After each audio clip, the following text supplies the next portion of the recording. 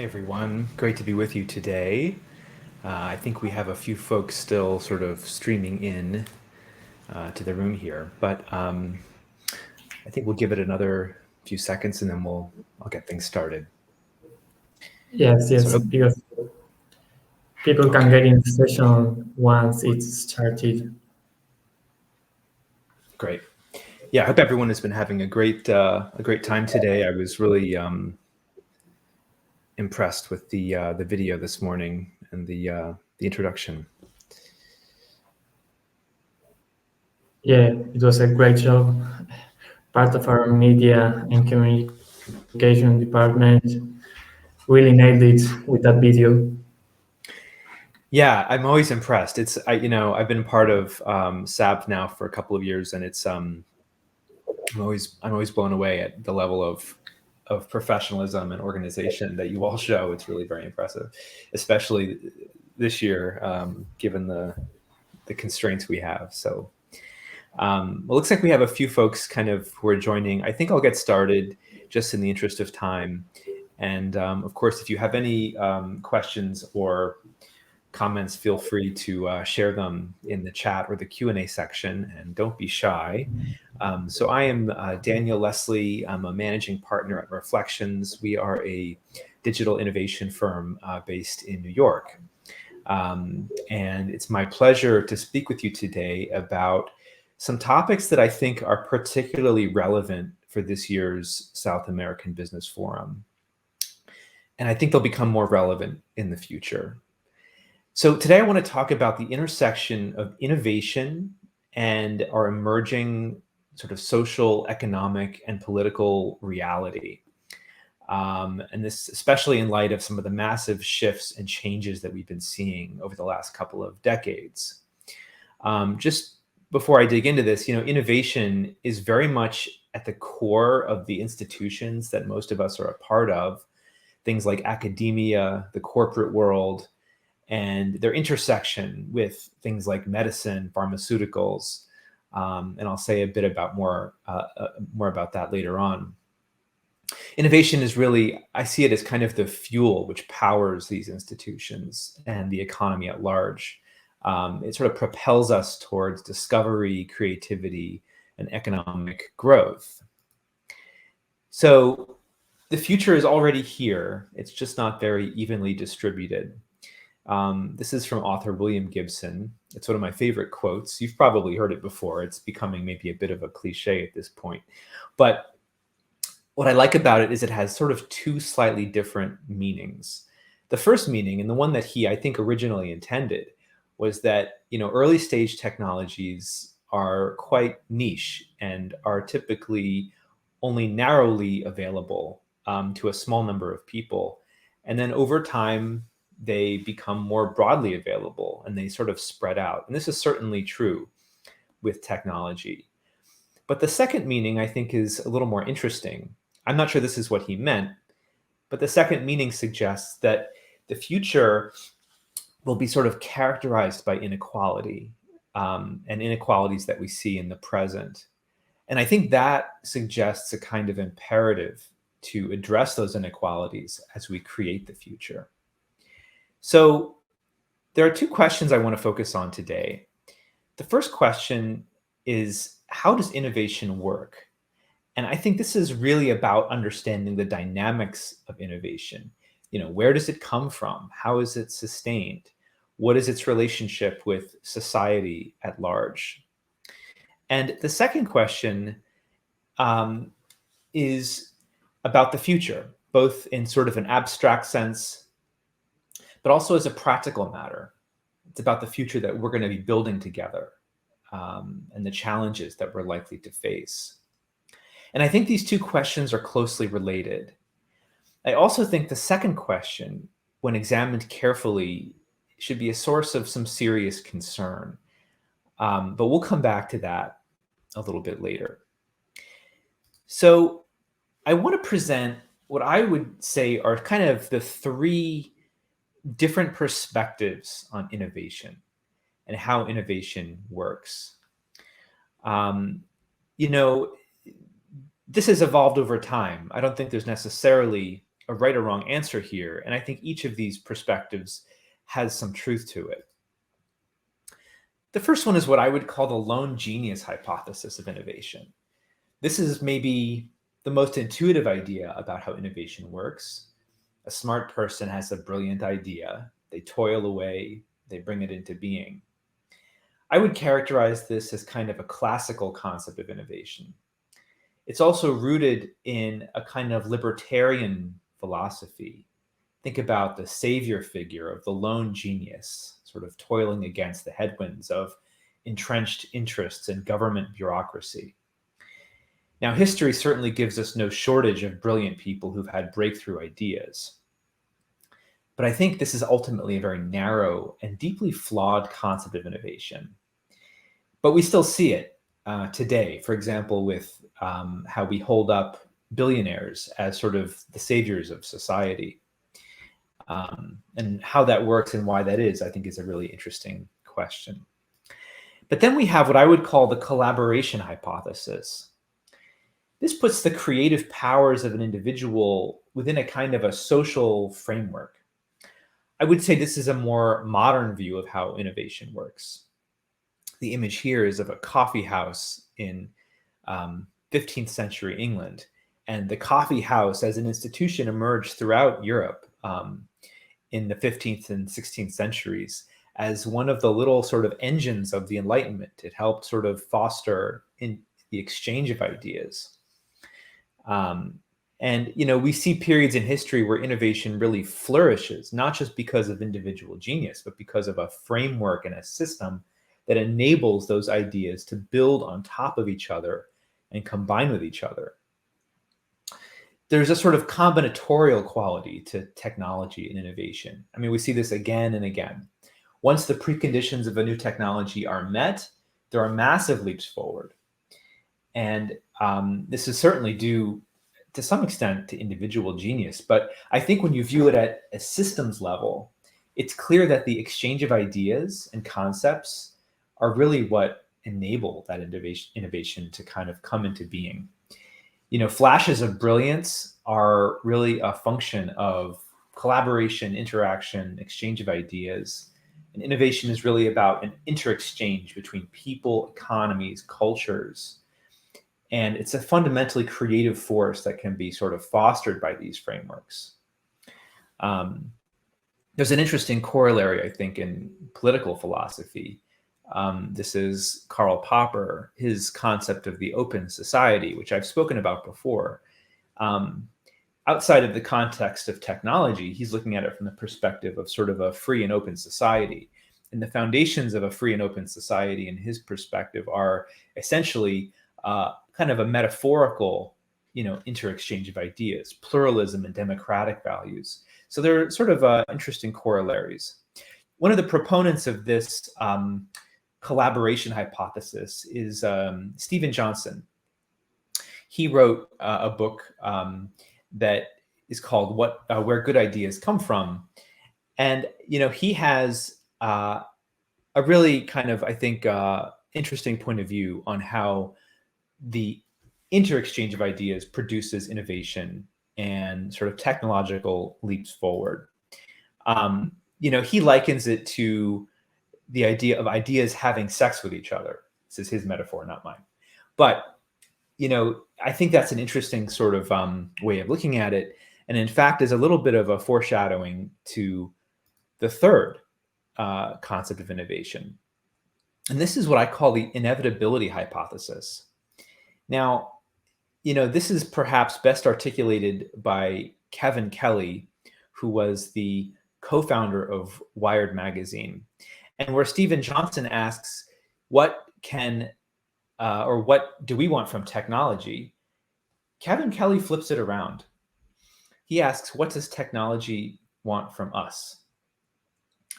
And he views innovation as a function of biology and describes how it follows patterns very similar to those of natural selection.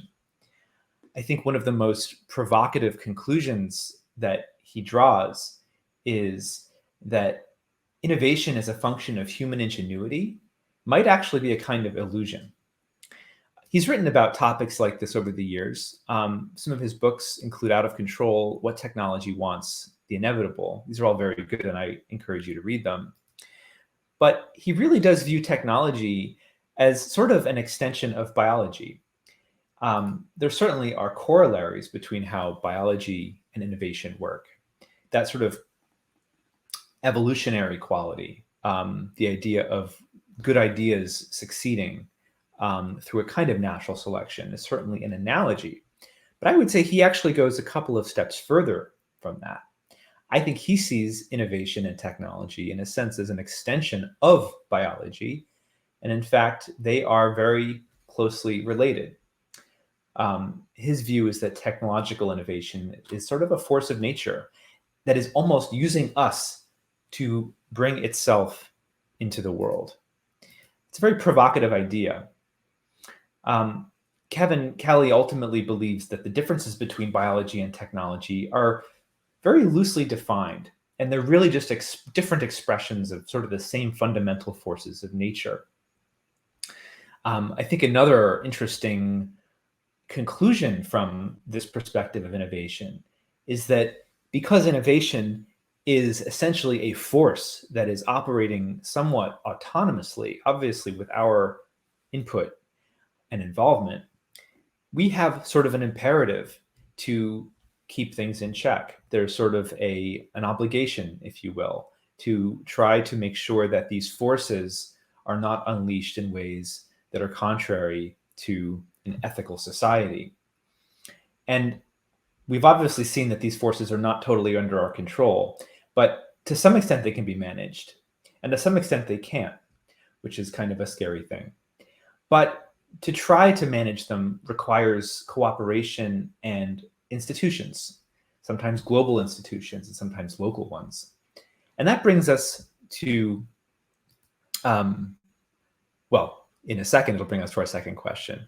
But a few things I want to mention also about this perspective from Kevin Kelly. So complexity accelerates exponentially. This is seen in all manner of areas, from hard drive storage to processing power, and other metrics as well.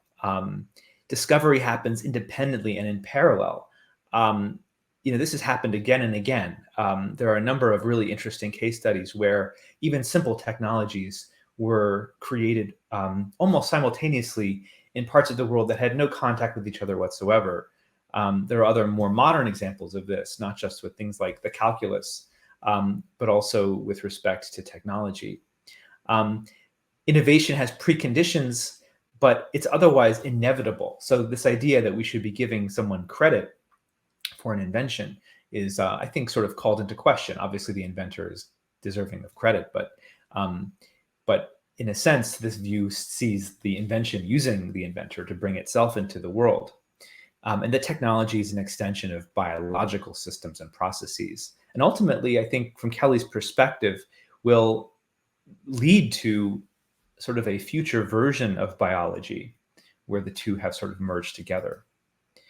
So this brings us to the second question. And this is a question I think that raises a lot of really challenging ideas and can be quite disconcerting.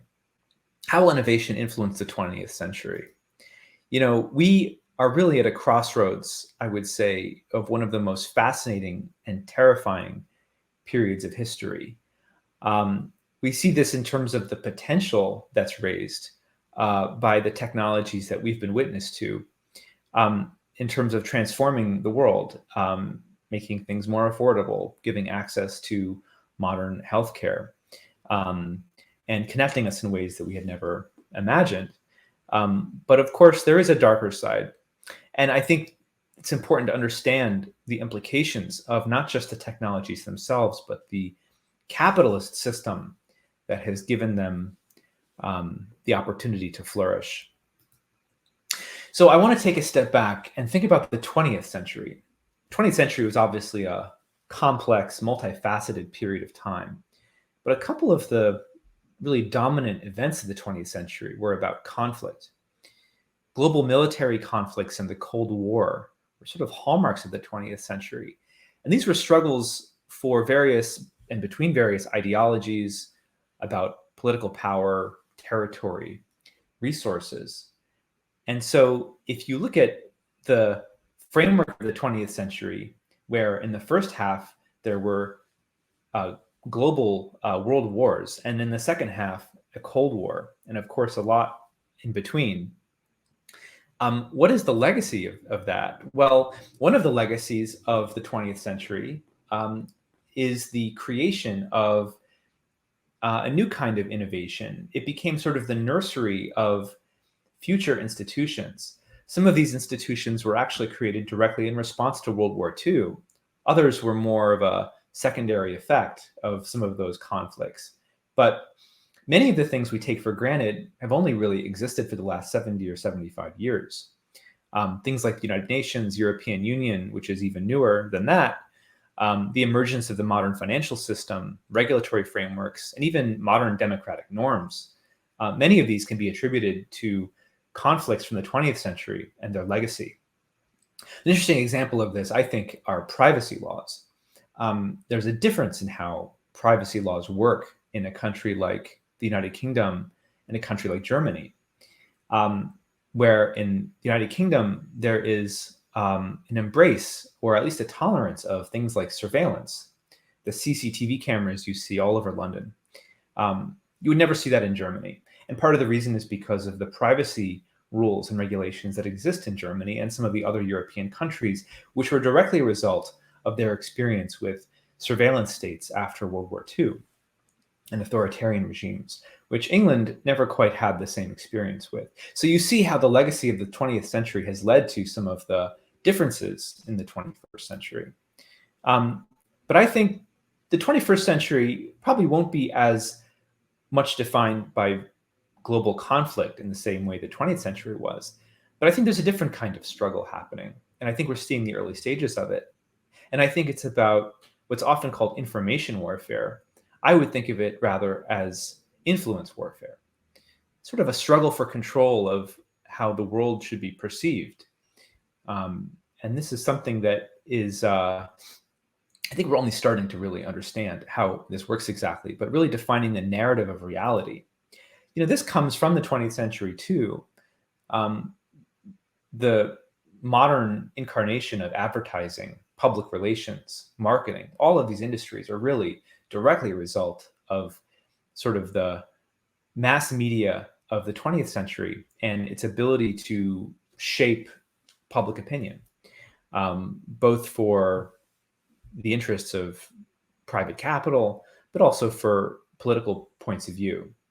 So, the ability to alter reality for millions of people is really a demonstration of the power of influence and disinformation.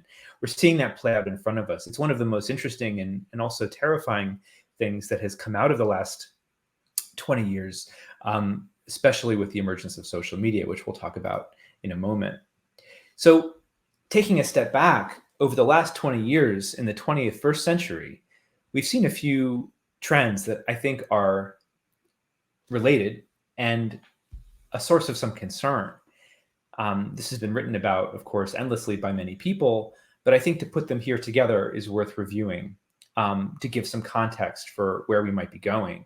The growth of inequality. This has been a dramatic increase in wealth inequality since about the 1980s, in the late 70s, especially when there were large efforts to deregulate financial systems. The decline of public trust in institutions. This is happening not just in the United States, where I live, but really in a number of other countries. And remarkably, it's happening in wealthy countries, which is where institutions are often historically the strongest. The erosion of independent media, dismantling of regulatory frameworks. We've seen the rise of corporate influence and what's called neoliberalism. And all of the others that I mentioned here, authoritarianism and the weakening of the judiciary, social media platforms, disinformation. So these are all trends we're seeing. And I don't know what the outcome is, but you can sort of imagine how these trend lines play out, especially in the context of innovation.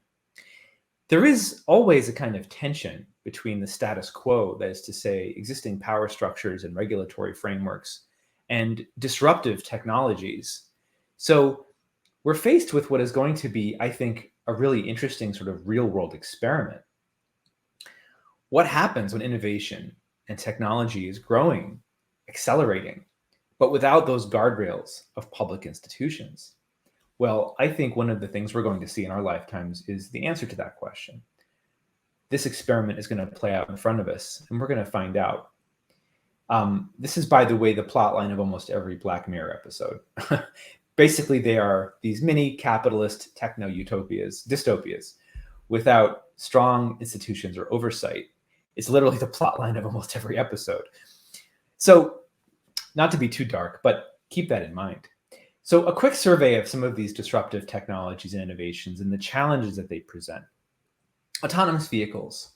So, in all these cases, there's both the potential for transforming society and also being remarkably harmful.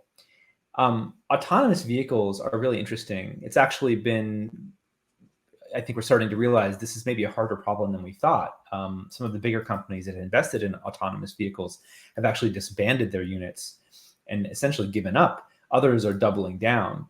But there are a number of questions and implications raised. A friend of mine teaches a class at Harvard Law School, specifically asking the question about how the law should deal with autonomous vehicles. Who's responsible when a software bug leads to a deadly accident?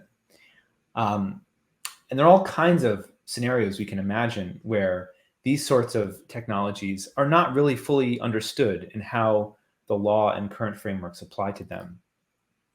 Another one is facial recognition.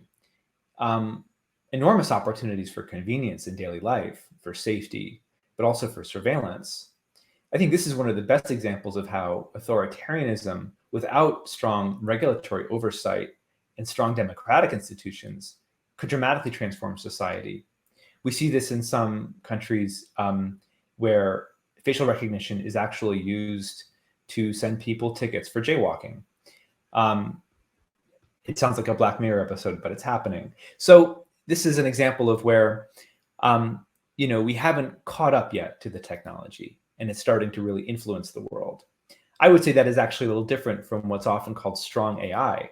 Some of the most influential or widely discussed people in technology talk about this as an existential threat to humanity. I'm actually a bit of a skeptic on this one. I don't know that we're going to see anytime soon what we would consider to be strong AI in a traditional sense. But what we do see already are things that were almost unimaginable 20 years ago. And that trend is almost certain to continue in whatever form it takes. But this is an area where we haven't even really begun to think about what sort of institutional oversight there should be. Another example is social media. This is a little closer to home probably, and also one of the most interesting examples of how a technology has differed so dramatically from our original expectations. Most of you can probably remember that what was originally thought of as sort of a communications tool for connecting people has really become a kind of reality distortion device. So the phenomenon of algorithmic filter bubbles and the difficulty of fighting disinformation are a little close to home for all of us. Cryptocurrency, no matter what you think about the future of Bitcoin or Ethereum, there is obviously enormous potential to transform the global economy and disrupt entrenched financial systems and big companies.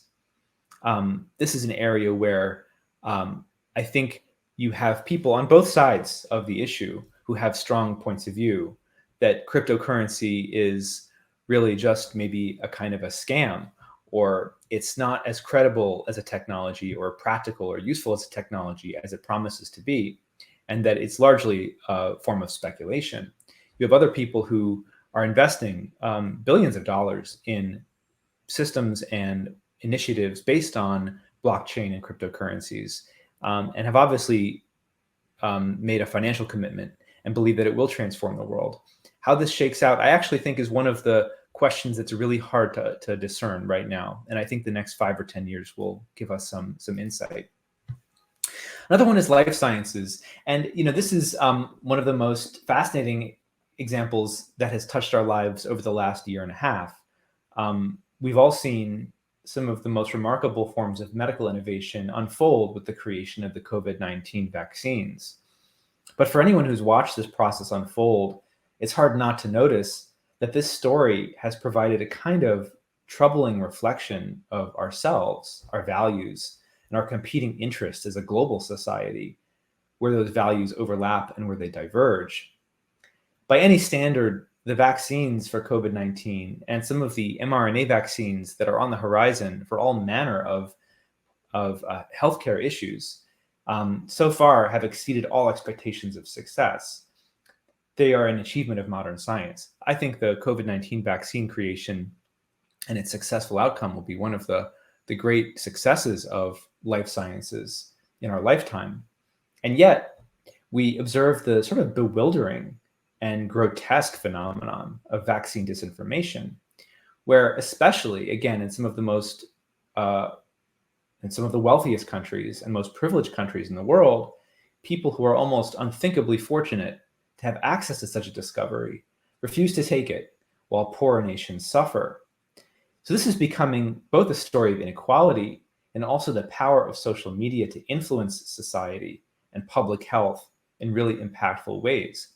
This is an example that I'm not sure anyone really foresaw even a year ago, that there would be so much disinformation or hesitancy about vaccines. I think one of the conclusions here is that disinformation is extremely powerful, and also it's really, really hard to predict this stuff. Even if you have an intuition about how things might play out, those intuitions might not be correct. So nuclear weapons, I included this because it's certainly not a new technology. It's been around for a long time. But its relationship with regulatory frameworks and institutions is all the more relevant. This is one of those subjects that is not getting a lot of press currently, but I think will become one of the most important topics in the coming years and decades. And the reason for that is because over the course of, I think, most of our lifetimes, there were a number of agreements and international treaties that dramatically reduced the proliferation of nuclear weapons.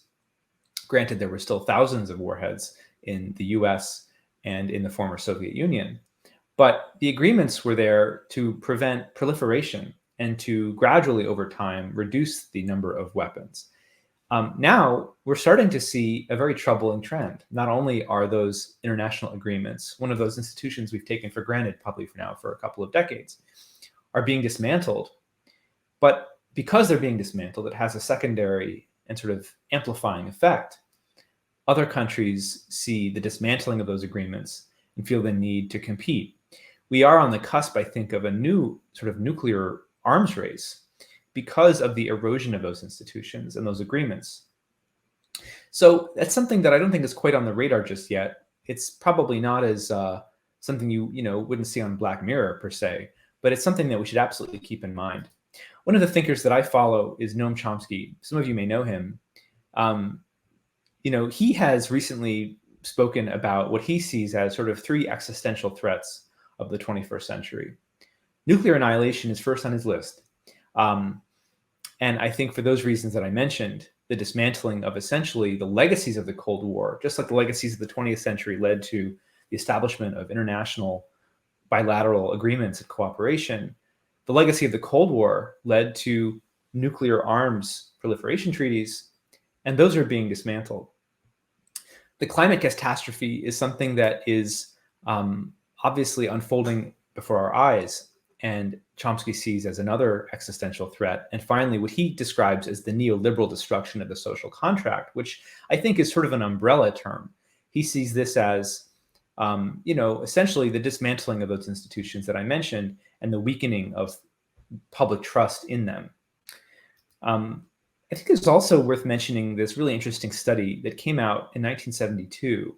This has been making the rounds recently because it was updated with some additional research and commentary that made it all the more alarming, called Limits to Growth. This was produced by some people at MIT in the early 70s, essentially looking at population growth and resource management and realizing and quantifying that we were living in an unsustainable world, that the growth, economic growth, seen as a good thing, population growth, seen as a good thing often in terms of how a country evaluates its demographics, will lead to an unsustainable situation.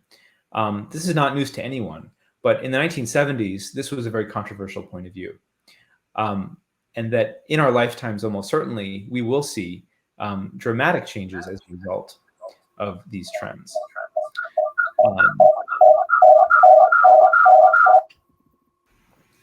So I'm going to wrap up, but I think it's worth mentioning that keeping in mind, incumbent power structures tend to engage in what I call crisis whitewashing. This is where existential risks are underplayed and downplayed because of entrenched interests. And I think it's important to remember this as you consider the impacts of these technologies and innovations.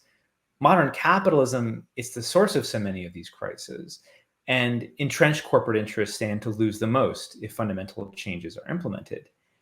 I don't mean to completely blame capitalism, because capital-intensive innovation may also bring solutions. I think some of the optimists, especially with the climate crisis, see that as essentially our way out of the problem with things like carbon capture. But I'm going to be blunt. The future we're inheriting is incredibly bleak. I think it's important to recognize that.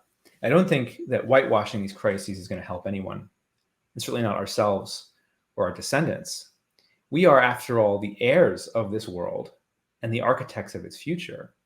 And I would say the urgency that we see with these trends presents a clear moral imperative for us to act rather than to despair. So I'll leave you with a few ideas about how to act and how to spend our time and invest our energy in light of how innovation in the 21st century is likely to play out. I would say strengthening local community structures is important. Certainly global institutions are at risk, but they are often emergent from more local ones. And it's also easier for individuals to become participants and to influence their local communities. Promote critical thinking and what I call good media hygiene. I don't mean to disparage the boomers, if there are any here in the audience. After all, my parents are boomers, maybe some of yours are too. But I think one of the biggest problems we've seen is that older generations lack a certain level of media literacy. Growing up with social media, we've been forced to question everything, the intent and the agenda of people who are trying to tell us something, get us to believe something. And I think we've exercised a kind of a muscle of critical thinking that some older people lack. And I don't think this is necessarily an ageist thing. I think it's just a fact of how we've grown up in the world. So I would say trying to promote good media hygiene and critical thinking is going to be essential to preventing the influence of disinformation. Preparing for climate catastrophe earlier than expected.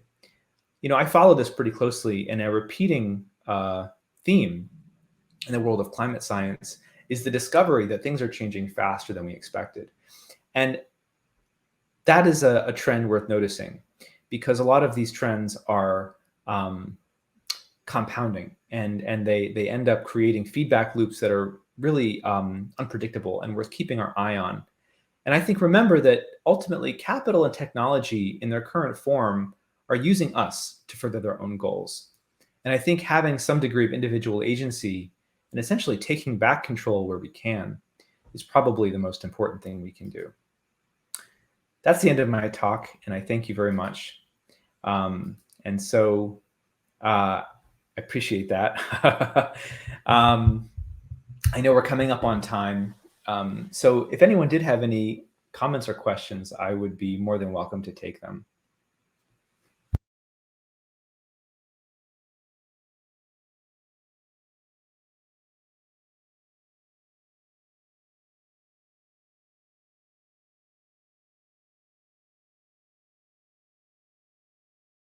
Okay, looks like we have a raised hand here. Homero. Here we are. Let's see. Hey, Homero, how are you? Hi there. Nice to see you again, Daniel. Well, I guess I don't really have a question, but I want to expand on a general idea that you transmitted. It's always a pleasure to listen to you talk. And you always leave me with a thought in my mind, and it is about the interconnection about all the aspects you mentioned, the miscommunication, the erosion of institutions, the innovation and new technologies that arise, and how this all makes like this jigsaw puzzle and how it interconnects. I think that's the thing that that's the juice. That's the things we need to connect and to investigate and to learn more about. So thank you for your talk. Yeah, I think that's a really insightful comment. One of the challenges is that this stuff is really complicated, and it's hard to really boil it down to sort of, or distill it down to its sort of component parts. You have a lot of competing forces and a lot of competing trends and ideas and concepts and interested parties with their own agendas. And so when I put together a talk like this, this is my attempt at trying to distill it down in a way that makes sense to me. But one of the things I've learned is that the world is so complicated that it can become tempting to oversimplify things too. And this is where we're fed, media sound bites or ideas that often are lacking context or nuance. But yeah, it's tough. And I think trying to see the connections between these trends and these ideas is one of the important skills to develop. For sure. I completely agree. And I think what you just talked about, it's an awesome and interesting start of a conversation. And we need to keep that in mind. It's about starting conversations and starting to think about these topics. So thank you for all your insights today. My pleasure. I hope it wasn't too dark. That was my concern. But I think it's important to speak things as you see them and not try to cover them up. There's a question in the chat. Lucio says if you could recommend the participants in this talk a book similar to The Limits of Growth. Yeah, that's a great question. Limits of Growth is actually, the original is almost impossible to come by. There is a reissue on Amazon, at least in the United States, that you can find. And I think there are copies of it circulating on the internet. It is a really interesting take on things, but keep in mind it's from the 70s. So they were concerned at the time about things like population growth. And while population growth is still a concern, it's not actually as much of a concern as it used to be. We're starting to see in industrialized nations population growth not only starting to level off, but in many cases actually starting to drop quite precipitously. This is one of the really interesting questions that's come up recently, especially in parts of the world where, like in Japan and in Northern Europe, where birth rates have dropped to the point where they have not reached the replacement level. So populations are declining. This has been presented as a source of concern, but you have to wonder, is it really such a bad thing for there to be less population growth? But as far as other books, there's a really good book called The Earth After Us. And it is about essentially some of the trends that are happening with respect to climate change and ecology. And it's probably one of the books that I've found that is the most like unvarnished truth. Oh, I'm sorry. Let's see. The Uninhabitable Earth is what I'm thinking of. The Uninhabitable Earth. Find the author. Basically, this is David Wallace Wells, Uninhabitable Earth, Life After Warming. He goes into enormous detail. I mean, almost to a point where it's like, your eyes might glaze over, but it's actually very well done, very well written. So it's very engaging. I'll put a link in the chat to this, but I would say if you're interested in climate change in particular, this is a good one to look at.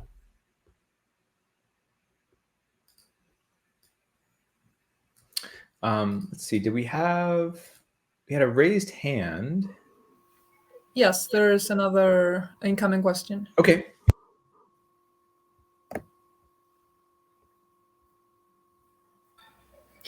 Hi, Daniel.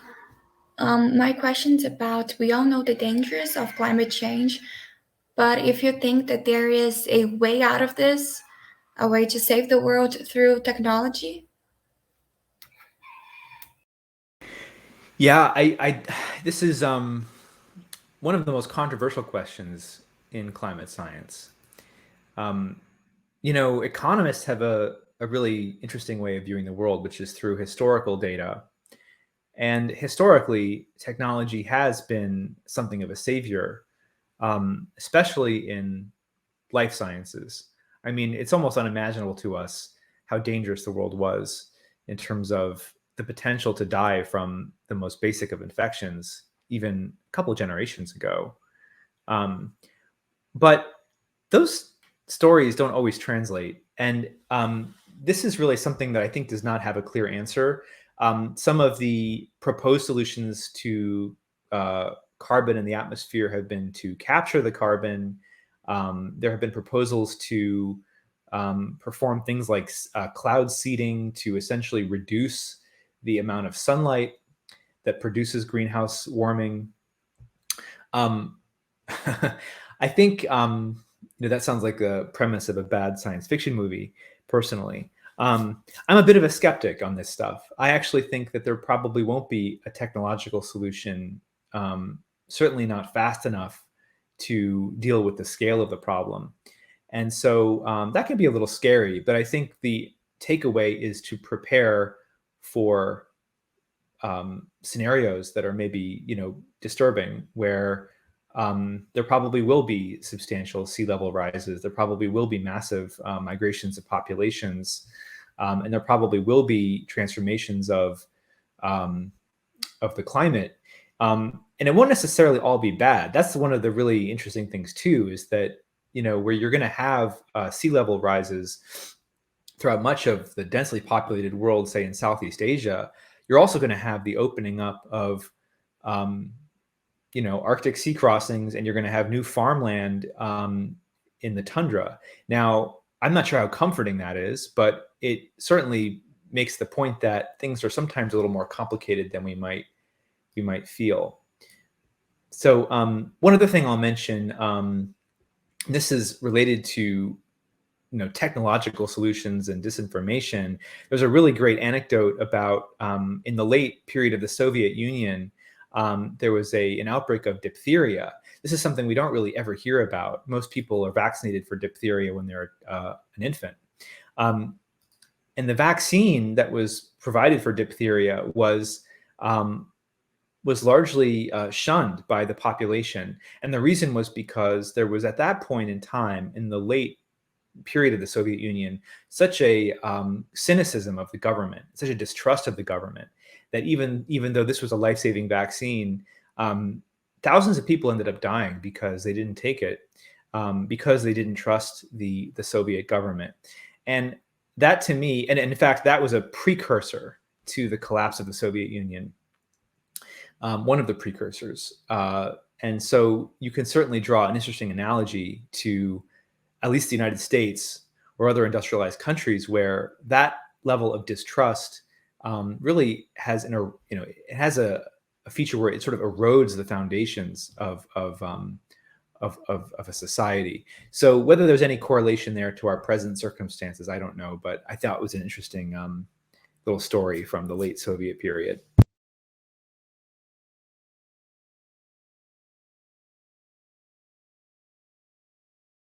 Well, thanks everyone. I think we're just about at time. So I've really enjoyed being part of this program this year. And I hope all of you have a great rest of the conference. If there aren't any more questions, I think that maybe we could start rounding up, right? Yeah, I think so. Great. Thanks for everything, Daniel. Very, very interesting talk. Thanks, everyone. I look forward to seeing the rest of the program. Take care. Great. Thanks a lot. Well, thank you very much, Daniel. It's always a pleasure to have you here. And to everybody in the session, if you really like the talk, like Daniel is awesome, and we have a podcast episode that you can listen in Spotify, where Daniel addresses some really interesting topics, and you can listen it in the SABF podcasts.